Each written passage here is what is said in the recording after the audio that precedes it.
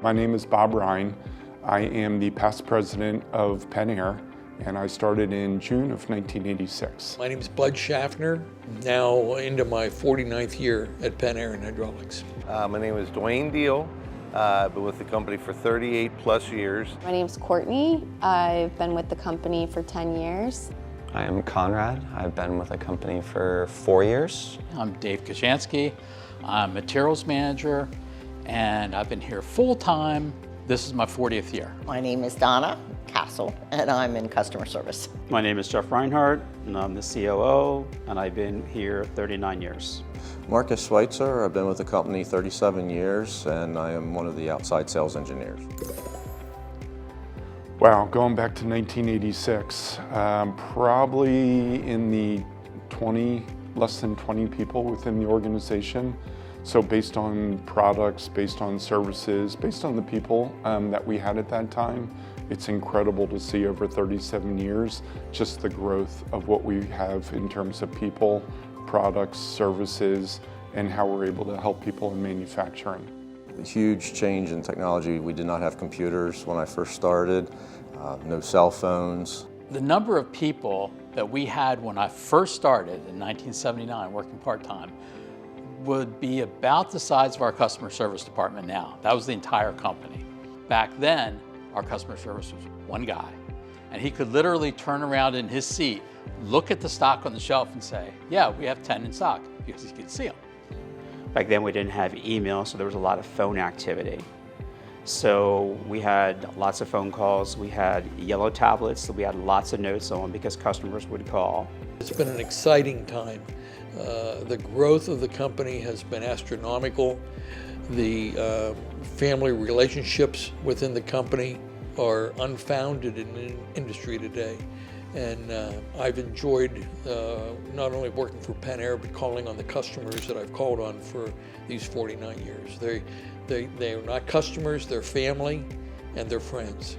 Staying at PennAir was pretty easy for myself. The way they treat you, the way they support you in your job and your personal life throughout the years is remarkable. And there was really no need for me to look elsewhere to work. I really enjoyed what I was doing, and I was treated very fairly. It was just a good job. It always has been a good job. From when I started back when I was 2 in 1979 to today, it's a great family company, and the people have always been great, and I just never had a desire to go elsewhere. It's been a great opportunity for me, and I am forever grateful that I was given the opportunity. I did an internship here, started in 1984 with an internship, and I saw some opportunities that my leader at the time had presented to me. I liked the leadership that was in place at the time. I got to know Bob. I believed in Bob, so I felt that when Jim did decide to step aside, that we were in good hands with Bob. Bob and I formed a relationship that I still treasure to this day, so I believe in the leadership. It's all we've known. And I think growing up, it wasn't necessarily this one thing of like, I'm going to work in the family business, but that was it for us. It was just one of those things where we went through college and knew what mom and dad did, or Bob and Cheryl did, and we were lucky to be a part of events that would happen. They would bring us along to different things, so we were able to start getting to know the associates from a young age, many of which are still here today, which is really cool. And then after college, it just was kind of a natural progression that this is where we wanted to be. We didn't grow up thinking that we would join, but as we got older and we got to know the people better, it became a natural progression that this is where we wanted to be. Things that reminisce with me and him, what immediately comes out is an infectious laugh. He always seemed to have like a devious laugh. It was never very loud, but it was unique, and it always made me think he was up to something. And it always put a smile on my face and made me laugh too. The fondest memory I have of Jim Conrad was years ago. They used to do a month-end celebration, and they would have it at different facilities. The one year they asked for the employees to chip in and try to find a new place to have the celebration. And I had suggested this place called Lenape Park. which would be good for the employees and families. So they went with that suggested, and we had the celebration party there at the end of the year. And when I got to the park, I found out that Jim was looking for me. I really wasn't sure why he was looking for me, but when I eventually caught up with him, he just wanted to get in touch with me and thank me for the suggestion of the party there, because it seemed to be a big hit. Everybody was having fun, and it was great for the families. Every once in a while I'd walk in and I would find personal notes for him about accomplishments that we did or even things that we didn't do. But I decided to keep one here that was a good one. But over these years, I still treasure those notes because he was still engaged even when he wasn't in the business day to day. It was like E.F. Hunting. You know, back in the day, there used to be an E.F. Hunting commercial. When E.F. Hunting talks, people listen. When Jim Conrad talked, people listened. Always loved Penn State football.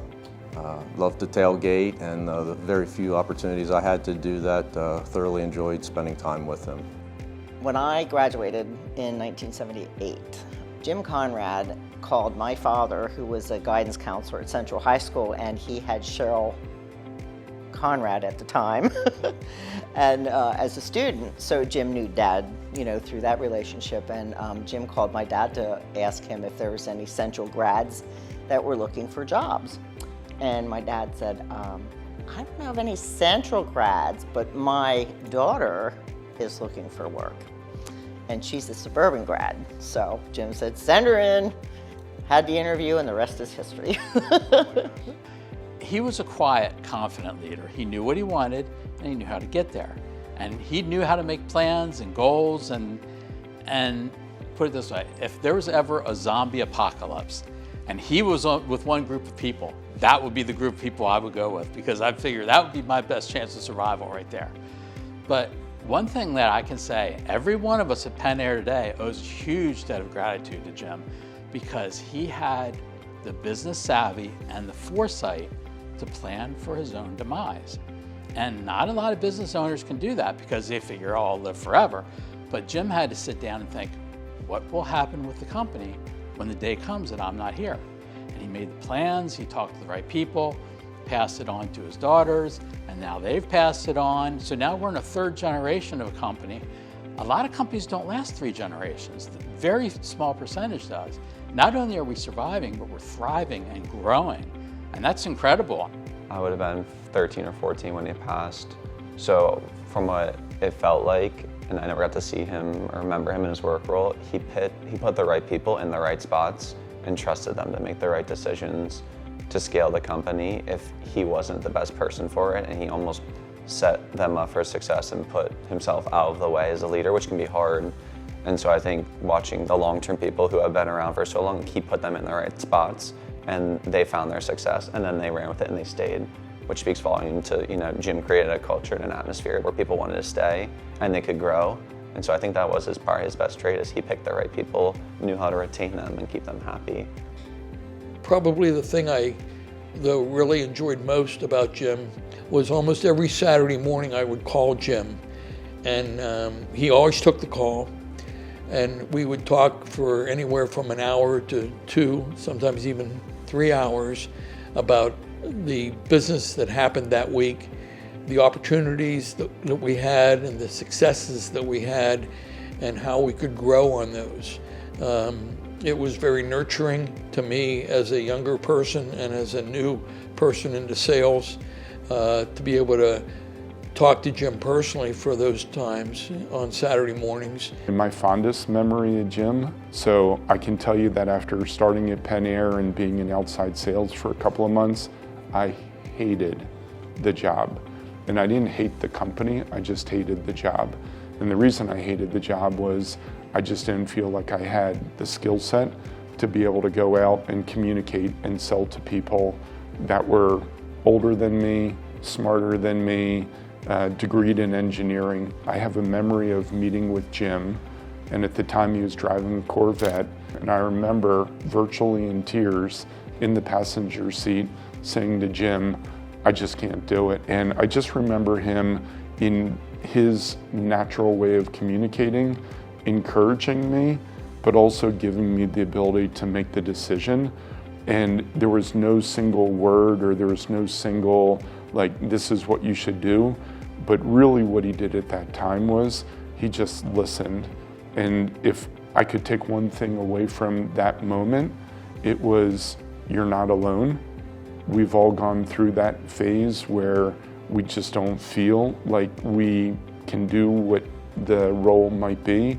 And I remember him alluding to when he first started in the business, because he wasn't a degreed engineer, that he had similar feelings, but he absolutely empowered me to make the decision as to what I would do.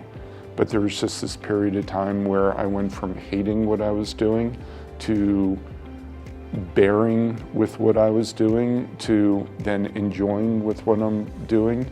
And for the 36 years since then, I've absolutely loved what I've been doing. So for those of you who are old enough to remember Daffy Duck, I got my dad this at some point during my youth because we used to sit and watch Warner Brother cartoons, and his favorite character was Daffy Duck, because those of you who are older will remember Daffy Duck, Elmer Fudd would go hunting and he would hunt Daffy Duck, and there would be oftentimes where Daffy Duck's bill would be around the back of his head. Duck season, rabbit season, rabbit season, duck season, fire! The one other graphic I want to show you is something that sat on my father's desk, and we used to crack up and laugh about it, but I think it needs to be our rallying cry for 2024 and beyond. So here it is. So it's a picture of a stork attempting to swallow a frog, and then the frog with its hands around the stork's neck, and it's never ever give up. And so that I'm going to leave you with that. This company has been through numerous recessions, lots of scary times, lots of things that were super uncomfortable to overcome. And I think in 2024, everybody needs to embrace this, never ever give up, and let's make it an awesome year. So thank you to everyone. I truly appreciate every single associate. I appreciate all that you do for one another and for the company.